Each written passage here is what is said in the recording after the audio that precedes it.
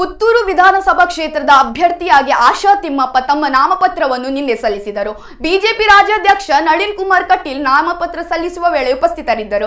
ಅಭ್ಯರ್ಥಿಗೆ ಶುಭ ಹಾರೈಸುವ ಮೂಲಕ ನಾಮಪತ್ರ ಸಲ್ಲಿಸುವುದಕ್ಕೆ ಮೊದಲು ಮಹಾಲಿಂಗೇಶ್ವರ ದೇವಸ್ಥಾನದಿಂದ ಹೊರಟು ಮೆರವಣಿಗೆಯಲ್ಲಿ ಸಾವಿರಾರು ಸಂಖ್ಯೆಯ ಕಾರ್ಯಕರ್ತರು ಭಾಗವಹಿಸಿದ್ದರು. ಮೆರವಣಿಗೆಯಲ್ಲಿ ಬಿಜೆಪಿಯ ಸ್ಟಾರ್ ಪ್ರಚಾರಕರಾದ ನಟಿ ಶ್ರುತಿ, ಬಿಜೆಪಿ ಯುವ ಮೋರ್ಚಾದ ರಾಷ್ಟ್ರೀಯ ಅಧ್ಯಕ್ಷ ತೇಜಸ್ವಿ ಸೂರ್ಯ ಭಾಗವಹಿಸುವ ಮೂಲಕ ಕಾರ್ಯಕರ್ತರಿಗೆ ಹುರುಪು ತುಂಬಿದರು. ಬಳಿಕ ಕಿಲ್ಲೆ ಮೈದಾನದಲ್ಲಿ ನಡೆದ ಬಿಜೆಪಿ ಚುನಾವಣಾ ಪ್ರಚಾರ ಸಭೆಯಲ್ಲಿ ಮಾತನಾಡಿದ ಯುವ ಮೋರ್ಚಾ ರಾಷ್ಟ್ರೀಯ ಅಧ್ಯಕ್ಷ ಸಂಸದ ತೇಜಸ್ವಿ ಸೂರ್ಯ, ಪುತ್ತೂರಿನ ಕಾಂಗ್ರೆಸ್ ಅಭ್ಯರ್ಥಿ ಅಶೋಕ್ ಕುಮಾರ್ ರೈ ಬಿಜೆಪಿಗೆ ಪಾಠ ಕಲಿಸುವ ಅಹಂಕಾರದ ಮಾತನಾಡಿದ್ದಾರೆ. ಮೇ 13ರಂದು ಬಿಜೆಪಿಯನ್ನು ಗೆಲ್ಲಿಸುವ ಮೂಲಕ ಮತದಾರರು ತಕ್ಕ ಉತ್ತರ ನೀಡಬೇಕೆಂದು ಮನವಿ ನೀಡಿದರು. ಸಭೆಯನ್ನು ಉದ್ದೇಶಿಸಿ ಮಾತನಾಡಿದ ನಟಿ ಶ್ರುತಿ, ಬಿಜೆಪಿ ಮಹಿಳೆಯರಿಗೆ ಹೆಚ್ಚಿನ ಬಲವನ್ನು ತುಂಬುವ ಕೆಲಸ ಮಾಡಿದೆ. ಮಹಿಳೆಯರಿಗೆ ಗೌರವ ಮತ್ತು ಸ್ಥಾನಮಾನ ನೀಡುವ ಮೂಲಕ ಪಕ್ಷದ ಮಹಿಳೆಯರು ಪಕ್ಷಕ್ಕೆ ಬೆಂಬಲಿಸಬೇಕು ಎಂದು ಆಗ್ರಹಿಸಿದರು.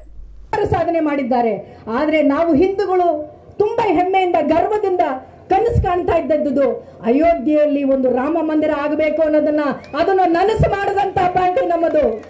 ಅಷ್ಟು ಮಾತ್ರವಲ್ಲ, ಅತ್ಯಂತ ದೊಡ್ಡ ಬಹುಮತದಿಂದ ನೀವು ಗೆಲ್ಲಿಸ್ತಂದ್ರೆ ರಾಜ್ಯದಲ್ಲಿ ಹಾಗೂ ದೇಶದಲ್ಲಿ ರಾಮ ರಾಜ್ಯ ಬರೋದ್ರಲ್ಲಿ ಯಾವುದೇ ಅನುಮಾನ ಇಲ್ಲ ಅಂತ ಹೇಳ್ತಾ ನಾನು 2 ಮಾತನ್ನ ಮುಗಿಸ್ತೀನಿ. ಆಮೇಲೆ ಯಾವುದೇ ಒಬ್ಬ ಮಹಿಳೆ ತನ್ನ ಆಸ್ತಿ ಅಂತ ಅನ್ಕೊಳ್ಳೋದು ತನ್ನ ಕುಟುಂಬವನ್ನ ಮಾತ್ರ. ಮಹಿಳೆಗೆ ತನ್ನ ಕುಟುಂಬ ಒಂದಿದ್ರೆ ಸಾಕು, ಇನ್ನೇನು ಬೇಡ ಅನ್ನುವಂಥ ಕಾಲ ಇದೆ. ಆದ್ರೆ ಇಲ್ಲಿರುವಂತ ಆಶಕ್ಕ ಅದಕ್ಕೆ ಮಾದರಿಯಾಗಿದ್ದಾರೆ. ತನ್ನಗಿರುವಂತ ಒಂದೇ ಒಂದು ಆಸ್ತಿ ತನ್ನ ಮಗನನ್ನು ಕೂಡ ಪಾರ್ಟಿಗೆ ಕೊಟ್ಟಂತ ಅತ್ಯಂತ ಶ್ರೇಷ್ಠ ಮಹಿಳೆ ಆಶಕ್ಕನವರು. ಅವರನ್ನ ನೀವು ಅತ್ಯಂತ ದೊಡ್ಡ ಬಹುಮತದಲ್ಲಿ ಗೆಲ್ಲಿಸಬೇಕು.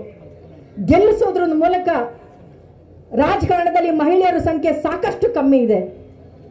ನೀವು ಅತ್ಯಂತ ದೊಡ್ಡ ಬಹುಮತದಲ್ಲಿ ಗೆಲ್ಲಿಸಿ ಬಹುಶಃ ಹೆಮ್ಮೆ ಆಗುತ್ತೆ. ಇಡೀ ರಾಜ್ಯದಲ್ಲಿ ಒಂದೇ ಜಿಲ್ಲೆಯಲ್ಲಿ 2 ಮಹಿಳೆಯ ಅಭ್ಯರ್ಥಿಗಳನ್ನ ಕೊಟ್ಟಂತ ಯಾವ್ದಾದ್ರು ಜಿಲ್ಲೆ ಇದ್ರೆ ಅದು ನಿಮ್ಮ ಜಿಲ್ಲೆ ಅಂತ ಹೇಳೋದಕ್ಕೆ ನನಗೆ ಹೆಮ್ಮೆ ಆಗುತ್ತೆ.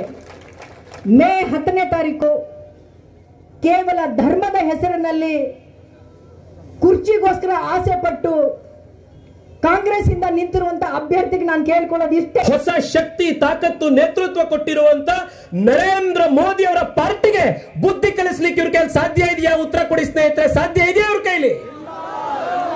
ಪುತ್ತೂರಿನ ಜನ, ಪುತ್ತೂರಿನ ಕಾರ್ಯಕರ್ತರು ಅಶೋಕ್ ರೈರ ಈ ಸವಾಲನ್ನ ನಾವು ಸ್ವೀಕರಿಸಿದ್ದೇವೆ ತಾನೆ.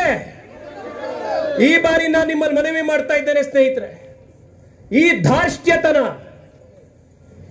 ಅಧಿಕಾರಕ್ಕೆ ಬರೋದಕ್ಕಿಂತ ಮುಂಚೆಯೇ ಭಾರತೀಯ ಜನತಾ ಪಾರ್ಟಿಗೆ ನಾನು ಬುದ್ಧಿ ಕಲಿಸ್ತೇನೆ ಅನ್ನುವಂತ ಮದ